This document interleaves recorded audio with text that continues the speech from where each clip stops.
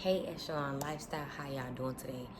So I wanted to do this intro about who I am because I haven't done that on my channel before. So if you like my videos, please subscribe, like, and share. I appreciate it. But this video is about basically how I started in vending. I get this question a lot, and so I was like, let me do a video so I can actually like tell the world. So my vending journey started in 2020. Back in 2020, vending journey started back in 2020. So in 2020, everybody knows it was crazy. Like, it was a crazy year. We didn't know what COVID was. We didn't know what was going on. So it was like, okay, let's figure out what's going on. So at the time I was working for a college here in my city, and I worked in a call center, and in the call center was only two of us who had kids, which was me and a friend of mine, and I had two and she had one. And my son has like severe allergies. Like, his allergies is crazy. Like, if he don't have his allergy medicine, it go bonkers, right? So we started getting emails because at this point I'm fully working from home. You cannot be in the office. My daughter's school, she's in private school. School had shut down, so she was doing everything online. And then my son at the time was 2. So, and mind you, I don't have any family in my city, right? So we started getting emails and like having like morning huddles, and one of the reasons was oh well, people keep complaining about kids being in the background, things of that sort. So I'm like, at this point I know she's talking about me because I don't know what else to tell you. Like, my son can't go to school because DCF was like, even though it's documented that he has allergies, he can't go to school because it still looks like he has a cold. So of course he had to stay home. I'm on the phones all day. I can't tell a 2-year-old, sit down, be quiet, stay in your room, let me lock you in your room. Like, he's 2. So immediately after the meeting, I emailed my boss and I was like, hey, I know you talking about me, but my kids are home. Like, there's nobody to watch my children during the day. If that was the case, they'll be wherever while I'm here. I was like, we can't really leave the house. You know this because we're all home. I'm like, there's nothing I could do.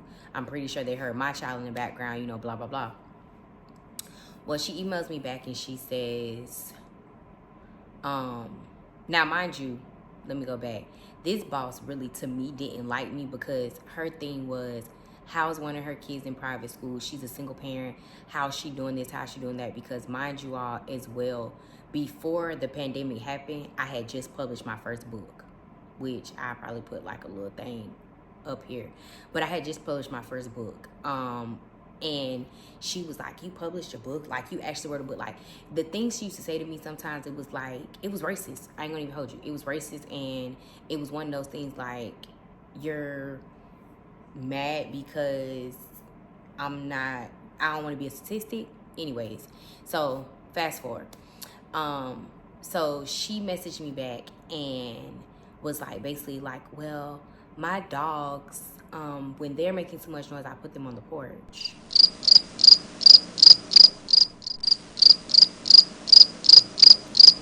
Ma'am, these are children. On top of that, I live in an apartment. I ain't got no porch. And are you comparing my kids to animals? So I immediately logged off the phones and I called my mom. I was like, I can't do this no more. Like, at this point, my mom lives in Texas. I was like, I can't do this anymore. I'm ready to move to Texas. Like, because if I don't leave, I'm going to go to her house because I had her address. So I'm gonna go to her house and I'm gonna whoop her ass. And mom was like, no, calm down, blah, blah, blah. I'm like, I can't. How do you calm down from something like this? Like, this. So that kind of put a battery in my back to talk to my mentor. And shout out to my mentor, which was my long-term, this lady's like my long-term, what is it called? Academic advisor. Because whenever I needed to talk, whenever I needed to vent, she was there. Shout out to her if she see this, because you know who you are, Miss Renee. I love her to death. But she put a battery in my back, and I told her to situation would happen, and she was like, well, apply to be an academic advisor. I was like, I don't qualify. And she was like, it don't matter. She was like, it ain't about what you know, it's about who you know. And I was like, okay, let's try it. And so I ended up applying for the job. My boss found out about it and was livid. She was pissed. Oh, well, you didn't let me know. Didn't know I need to let you know I was applying for another job. Let alone come to find out, lady, you didn't like me from the jump. And you call my animals, you call my kids animals. Like, where they do that at? And so I ended up getting a job. And so she kept so I put in my 2 weeks notice, but she kept trying to make me quit before my 2 weeks notice. So whenever it came to like hurdles, whenever it came to any type of thing within those 2 weeks of me working, this lady would ignore me. I'm talking about ignore me. So I called her out on it one day, and I was like, so since you want to ignore me, that means I ain't got to do no work day, because I done asked you this question 3 times and you still haven't responded. She was like, well, I responded to so-and-so who's, I said, yeah, you responded to him, but you didn't respond to me, and I done asked you this question 3 times. Anyways, she kept trying to make me quit, and I was like, no, I'm not quitting. Like, I'm not gonna quit my job. All I'm doing is transferring to a different department, and you're gonna wait on my transfer to go through. So anyways, I ended up transferring, but the job was part-time. So with the job being part-time, it was still one of them things like, okay, my job is part-time, but my bill is still full-time. I didn't qualify for any assistance. I wasn't getting food stamps. I wasn't getting any of that. I'm like, okay, and I wasn't living in like public housing. So I'm like, okay, what can I do in order to continue to provide for my kids? I need passive income. I need something that's gonna make me money in my sleep. So that's when I came out with my book. Well, in the meantime, between time with that, I was like, yeah, I wrote a book, but it's not enough. So I ended up launching my hair company. And my hair company did good. I invested a lot of money into it. I lost a lot of money with that as well. But I did gain profit from it. And I was like, but you know what? Hair is not something I want to do. Like, I want to be essential. Like, it was at the time where they were like, you can't leave your house. You don't need to be on the street unless you're essential. And I'm like, what can I do to be essential? Well, I used to mess with this guy. And he had once said something to me about vending. And I was like, what? I was like, what is a vending? Like, I knew what a vending machine was, but like, I was like, people can't own vending machines. Like, what are you talking about? And he was like, yeah. And I'm the type of person where I am, what do you call it? Like, I be needing, when I ask for information, I want it now, so I can go ahead and hop on it or whatever. I try not to drag my feet about a lot of stuff, if that makes sense. So, he just wasn't moving fast enough for me. So I ended up doing my research on it. And I'm like, dang, like, I could own vending machines. Like, I could be essential. I could put my vending machines kind of anywhere. And so I ended up finding a class and taking this class. But before I did that, my first company was called S&J Vending Machines. And that was ran by me and an old business partner of mine. And he initially funded S&J because it was one of those things where, like I said, I was part-time. My money was part-time, so I didn't have the money. I had the knowledge, I just didn't have the money to start it. So we started that company with $500. I took a vending class. I paid $500 for the class. I paid like $160 for my LLC. And it was one of those things where I didn't learn anything in her class. Like, I'm not even gonna lie to you. Like, I learned nothing. I learned nothing. And I was more pissed that I didn't learn anything. But it put a battery in my back to be like, okay, well, this is something I feel like I want to do. This is something I feel like I may stick with, because I'm good for starting a business and making a little money and closing it out or not sticking to it. Like, I'm real good for that. And I was like, you know what? I don't want to do that. Like, I want to stick with something. I want something to be passive. I want generational wealth. I want this to be given to my kids on the back end. And so I didn't really like I said, I didn't learn anything from her class, but I was like, you know what, I want to figure it out. So that after I took the class was it was literally like a 5-week class. I think I only did 3 weeks of the class and I stopped because I was like, girl, at this point, I'm like Tennessee, baby. I'm part of the show me state. You got to show me. And in 6 years, you only had one vending machine, and you ain't got nothing to show for it. Yeah, no, ma'am. I'm not learning anything. We got to figure something else out.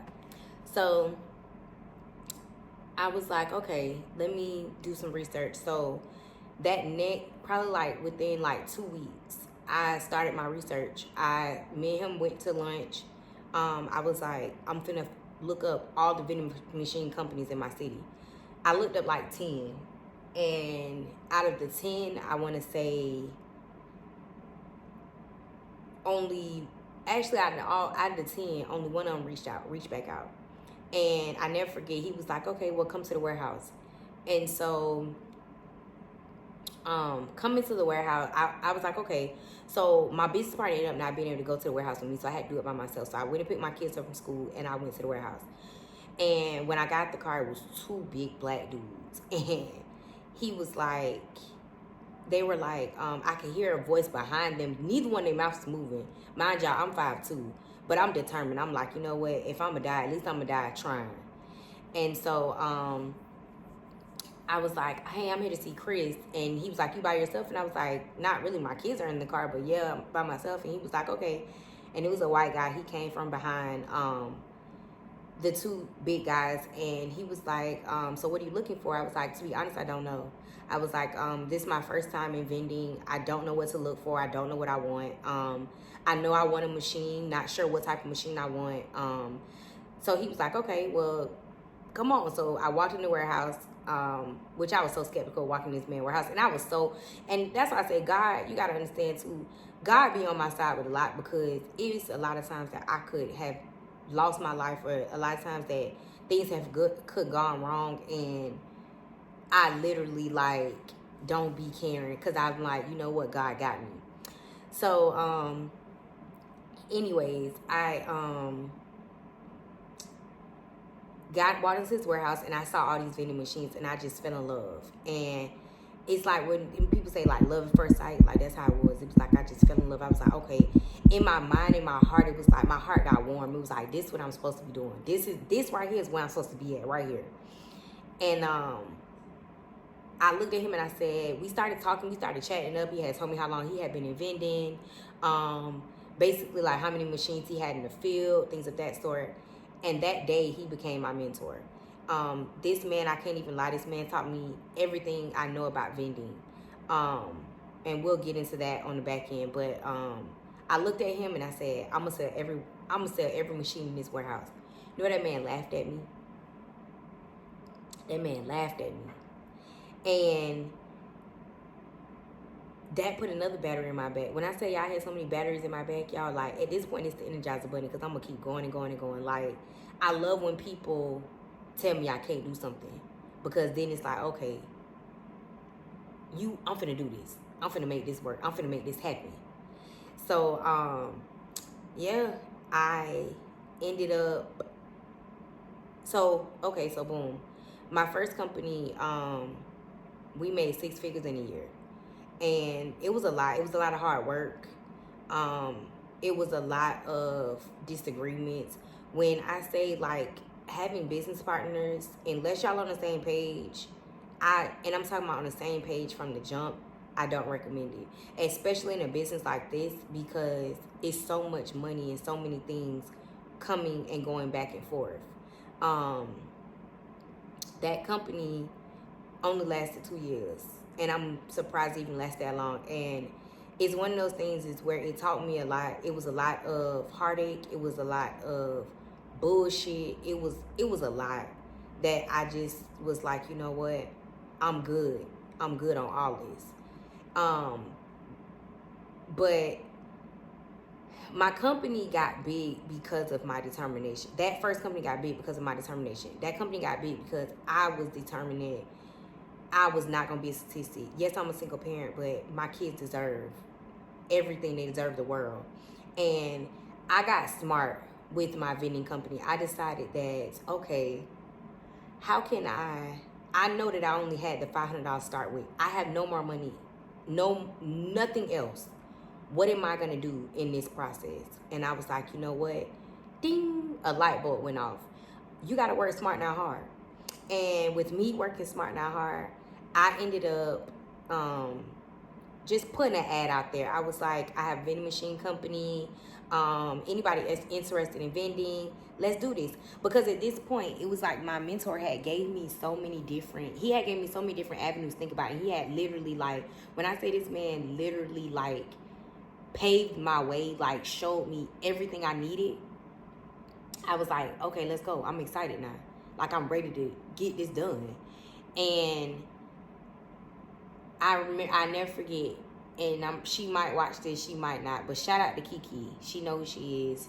She was a popular DJ here in my city, and female at that. And we used to go to church together a long time ago.